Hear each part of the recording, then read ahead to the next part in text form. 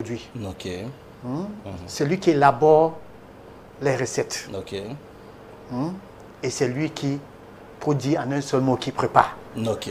Voilà ce que c'est que le cuisinier. Le cuisinier. Voilà. Alors, je voudrais, la procédure, le process. Voilà, le process. Okay. Alors, je voudrais passer un mot. Beaucoup déjà nous rendons hommage à tous ces cuisiniers, bien sûr, pour leur travail, pour ce qu'ils font. Ils sont nombreux.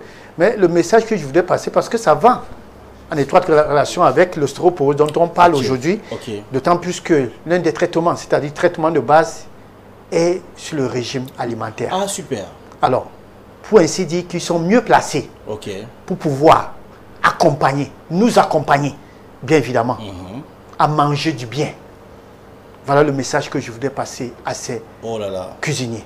Alors, ils devront choisir des produits. Ils ont une responsabilité sur la santé des populations. Voilà. Voilà le message que je voulais passer. Alors, maintenant, parlant de l'ostéoporose, en un seul mot, il s'agit d'une maladie osseuse, bien évidemment, dont les femmes sont beaucoup plus sujets. C'est-à-dire une femme sur 3. C'est vrai également que les hommes sont sujets de l'ostéoporose. Mais la femme est beaucoup plus sujet. Vous vous rappelez, ça ne fait pas 2 jours, nous parlons de la ménopause. Alors, l'une des complications ou encore conséquences de la ménopause, c'est l'ostéoporose, qui est cette pathologie, justement, cette maladie osseuse. Voilà. Alors, comment se manifeste la maladie? Voilà, on le voit déjà à l'image là, ça se voit à l'image là, merci pour la réalisation. Voilà, ça c'est les os. Ok. Vous voyez comment ça se présente? Ok. Alors, quand c'est là, c'est prêt à se casser. Ça c'est le développement. Voilà, voilà comment l'os, quand vous êtes sujet ça, déjà, sain. ça c'est l'os, ce n'est pas sain, c'est déjà malade. On le voit à l'écran là. Je veux dire, de l'autre côté, on a... Non, tout ça c'est le processus. Le processus. Ça commence par là, ça va jusqu'à pire. Parce qu'elle devient chronique. Voilà. Vous voyez, première image jusqu'au dernier. Ça va. Et quand ça arrive à ce niveau-là, ça peut se casser à tout moment. C'est des fractures à répétition. Bien évidemment. Et c'est accompagné avec ce qu'on appelle des douleurs. Douleurs articulaires, des os, bien évidemment, des os également. Et les douleurs également de la colonne vertébrale. Également, ça va plus loin jusqu'au niveau du sténum. Voilà, cette douleur-là. Voilà, normalement, là, là en dessous, voilà. Voilà, comme on peut dire au milieu, là. Voilà. Donc, il faut dire que, voilà les manifestations ou encore des signes majeurs de ce qu'on appelle l'ostéoporose. Cette douleur. Et je dis, ces douleurs sont atroces. Parfois, ça ne vous laisse pas dormir. Vous avez très mal. Très mal. Pire encore si vous avez été sujet à une fracture. Quand bien même la fracture est prise en charge, la douleur ne vous laisse pas. Pourquoi? Parce que à cause de l'état, comme vous avez vu l'état à l'image, de la qualité des os. Parce qu'il faut dire que plus on prend de l'âge, plus le capital osseux aussi dégrade. Voilà. À 35 ans, vos os ne seront plus comme quand vous avez 15 ans. À 40 ans, à 60 ans, ainsi de suite. Donc, c'est ce qu'il faut comprendre. Voilà. C'est vrai que moi, je me rappelle que quand j'étais tout jeune, j'étais un bon gardien de but et un bon basketteur aussi, mais je ne pense pas que je puisse faire ces exercices aujourd'hui. Non, non, c'est pas évident. C'est pas évident. Voilà. Alors, pour certains, beaucoup pensent que c'est vrai que quand on dit ostéoporose, le nom ne semble pas assez familial ou familier. Et d'autres pensent que c'est une maladie rare. Est-ce qu'on peut avoir les causes de cette maladie? Voilà, il faut dire, comme je disais tantôt, tout à l'heure, plus on prend de l'âge, le capital osseux. Voilà, diminue en quelque sorte. Alors, encore pire encore chez la femme, quand elle entre en ménopause, vous comprenez que ça entraîne la perte d'une manière... c'est vrai qu'elle est progressive. Voilà, du tissu osseux, alors ça entraîne. Dû à quoi? Aux hormones. Comme je disais la dernière fois, une fois que ces hormones, vous n'aurez plus ces hormones-là, qui, je dirais, entre parenthèses, vous protégeaient. Une fois que les choses sont à terme, c'est comme si c'est une porte qu'on a ouverte. Alors, toutes les pathologies peuvent... Vous devenez vulnérable en un seul mot. Voilà normalement la cause. Parce qu'il faut dire également que l'homme est sujet de l'ostéoporose. Ça, je l'ai dit, sauf que chez l'homme, il y a des facteurs de risque qui pourront justement être... Mais la femme, on le sait déjà, l'une des complications, c'est la conséquence de ce qu'on appelle la ménopause, en un seul mot. Voilà. Alors, parlez-nous donc des facteurs de risque. Voilà, les facteurs de risque, nous en avons plusieurs. Commençons par l'alcool, la cigarette. Alcool, cigarette. Oui, alors il y a également des pathologies, notamment comme la thyroïde. On entend parler de la thyroïde, l'hyperthyroïdien ou bien l'hypothyroïdien. Et ça, il faut rencontrer généralement ceux dont on appelle les endocrinologues.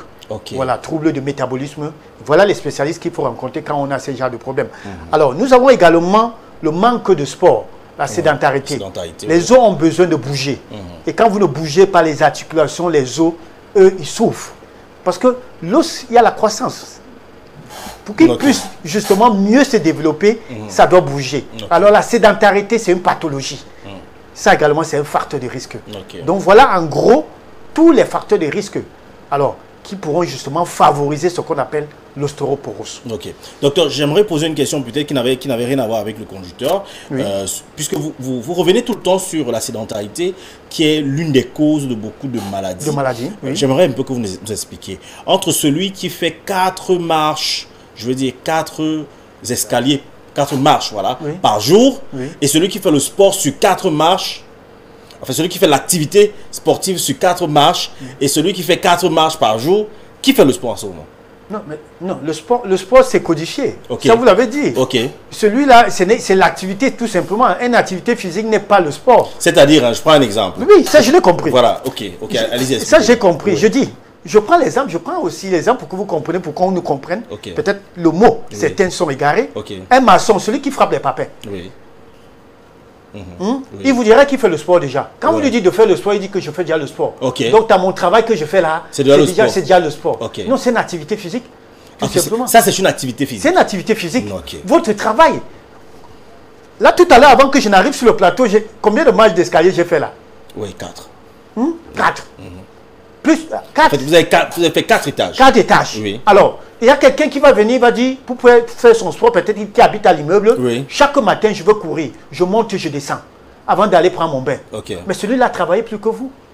Mais est-ce que celui qui a dans une activité physique, est-ce qu'on peut le considérer comme un sédentaire? Non, non, non. Il n'est pas considéré comme un sédentaire. Voilà, non, ça, il y a la nuance. Justement. Un sédentaire, c'est celui-là qui ne bouge même pas, qui ne fait pas d'efforts, qui est toujours à bord de son véhicule. Chez certains, même la voiture va jusqu'à les laisser, pour ne pas dire la moto, va jusqu'à les laisser devant le portail. Pour 100 mètres, il n'a pas besoin, il ne veut pas marcher, il veut prendre la moto. C'est celui qui ne bouge pas. Vraiment, quand on bouge déjà, le pousseur, un pousseur. Ceux qui font, comment vous appelez ça, le pambé, qui porte les sacs. Il y a cardio, il y a cardio. Non, il n'est pas sédentaire. Il n'est pas sédentaire.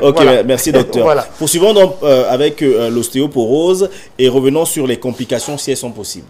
Voilà, les complications, nous allons plusieurs. Il y a déjà la perte d'autonomie.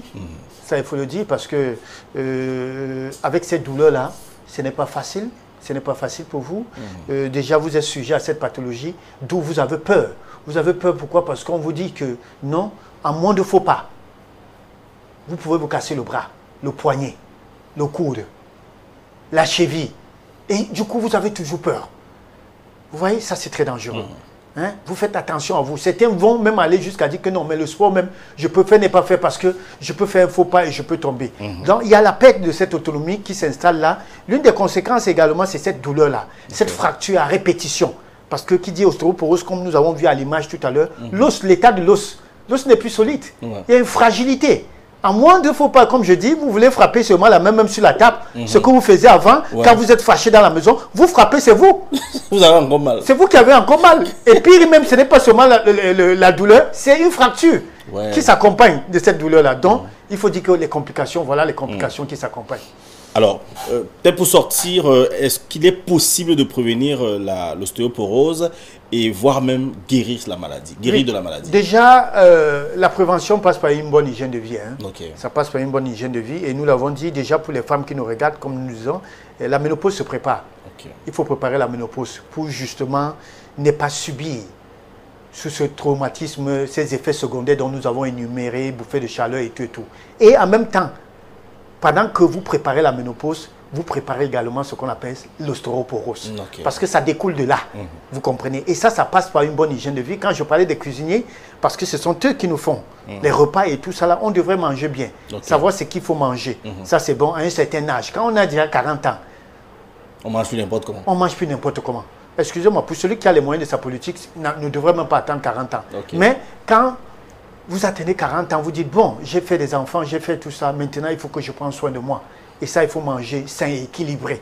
Ça, on me posera la question, est-ce qu'il faut attendre 40 ans pour le manger? Non, je dis non.